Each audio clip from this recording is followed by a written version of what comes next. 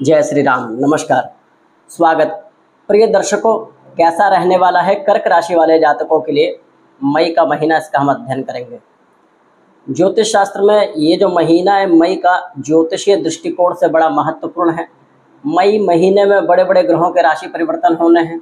शनि एवं मंगल को यदि छोड़ दें तो सारे ग्रह बदलाव की दिशा में हैं। सारे ग्रह मई में बदल जाने हैं शनि मंगल को छोड़ के। क्या क्या होना है इस महीने कर्क राशि में यदि देखें तो मंगल पूरे महीने रहने हैं। मंगल का कोई राशि परिवर्तन नहीं है। आपके भाग्य स्थान में शनि आ चुके हैं। शनि की ढैया से आपको मुक्ति मिल चुकी है।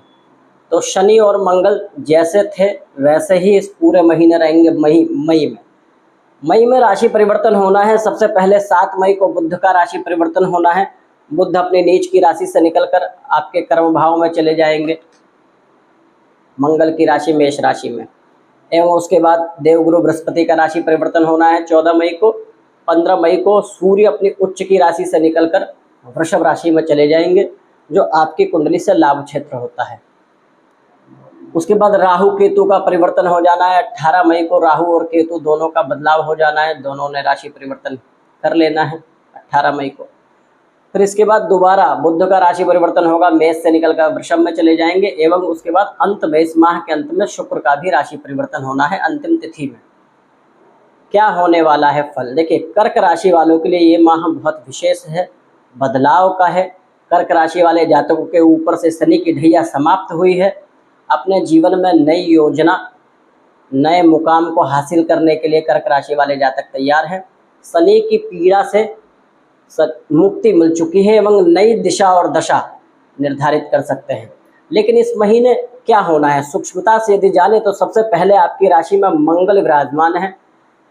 कर्क राशि से पंचमेश होते हैं मंगल, पंचम भाव के स्वामी एवं आपके कर्मेश, अति योग कारक ग्रह नीच के रहेंगे इस पूरे महीने। परंतु अच्छी बात यह है कि जब पंचमेश केंद्र त्रिकोण के स्वामी केंद्र में रहेंगे तो इसे केंद्र त्रिकोण राजयोग भी बोला गया है।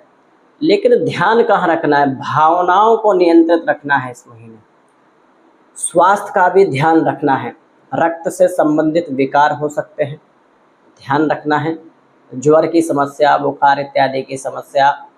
मंगल अग्नि तत्व ग्रह है और कर्क राशि जल तत्व राशि है, तो कफ की समस्या, बैलेंस की गड़बड़ी, शरीर में थोड़े से बदलाव या फिर आपको कफ जनित समस्याएं हो सकती हैं, ध्यान रखने की आवश्यकता है।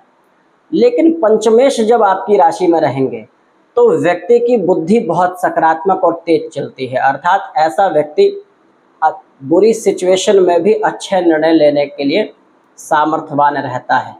ये आपके बुद्धि और विवेक के लिए ठीक है कि राशि पति पंचमेश आपकी राशि में है। लेकिन यहीं भावनात्मक रूप से यदि कोई निर्णय इस समय लेते हैं तो आपके लिए हानि हो सकती है। इसीलिए इस महीने प्रैक्टिकल रहने की आवश्यकता है। कोई भी निर्णय बहुत सोच समझ कर लें। विशेष रूप से अपने संबंधों के प्रति इतने ज़्यादा उदार ना रहें या किसी पर डिपेंडेंट ना रहें, या किसी पर बहुत ज़्यादा जो है ऐसा ना रहे कि आपकी भावनाएं किसी दूसरे के ऊपर इतनी है कि आप अति विश्वासी हो जाएं। अति विश्वासी होने पे आपकी भावनाओं को आहत कर सकते हैं दूसरे व्यक्ति। प्रेम संबंध में यदि हैं तो आपस में विवाद या आपस में एक दूसरे की भावनाओं को आहत करने का कार्य चल सकता है। एक दूसरे में मानसिक मनमुटाव चल सकता है और आपकी भावनाएं आहत हो सकती हैं, इसका भी ध्यान दीजिए। कर्म क्षेत्र में हालांकि ठीक है, बहुत अच्छे निर्णय आप 14 मई तक ले सकते हैं। 15 मई से पहले अच्छी चीज़ें हैं, प्रतिष्ठा में वृद्धि, मान सम्मान में वृद्धि होगी। 15 मई के बाद भी ठीक है, क्योंकि सूर्य का लाभ भाव में संबंध बन जाएगा लाभ भाव से, तो आर्थिक स्थिति बलवान होगी। इस महीने कर्म की स्थिति, करियर की स्थिति अच्छी है, करियर में ग्रोथ हो सकती है। नई योजना जो आप प्रयास कर रहे थे इम्प्लीमेंट करने का, तो नई योजना क्रियान्वित हो सकती है, आप इम्प्लीमेंट कर सकते हैं। अपना कार्य कोई जो सोच रखे थे पहले से प्रारंभ करने का, वो प्रारंभ हो सकता है। लेकिन अपने संबंधों में, अपने प्रेम, अपने दाम्पत्य, अपने पारिवारिक जीवन में सामंजस्य बिठाने की ज़रूरत है।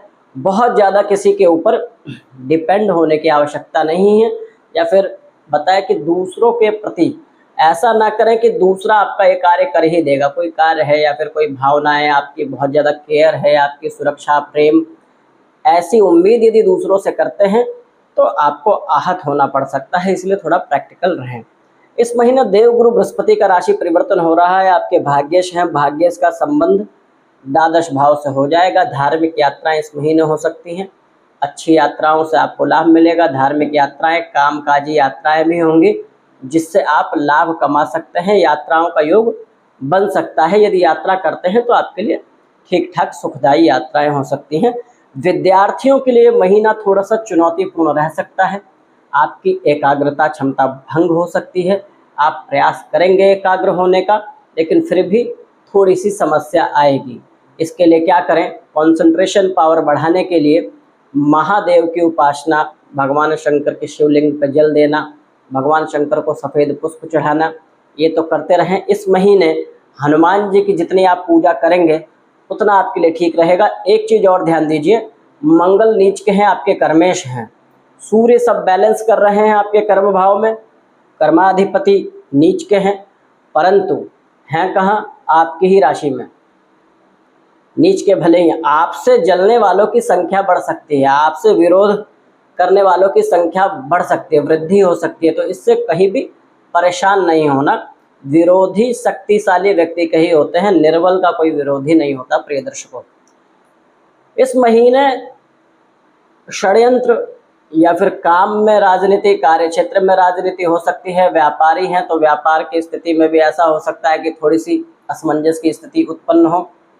यदि साझेदारी में व्यापार कर रहे हैं तो वहाँ सामंजस्य की स्थिति बनाए रखने की आपकी जिम्मेदारी है कि आपस में कोई मनमुटाव ना हो। हालांकि आर्थिक रूप से ये महीना ठीक रहने वाला है, आर्थिक चुनौतियाँ नहीं हैं।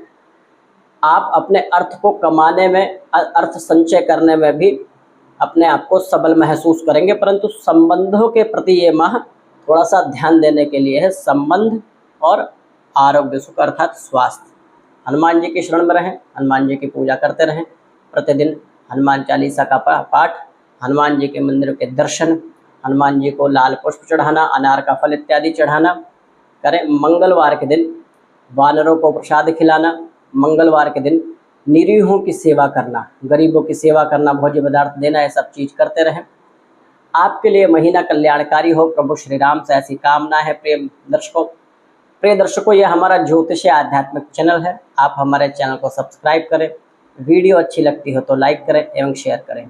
अभी के लिए धन्यवाद।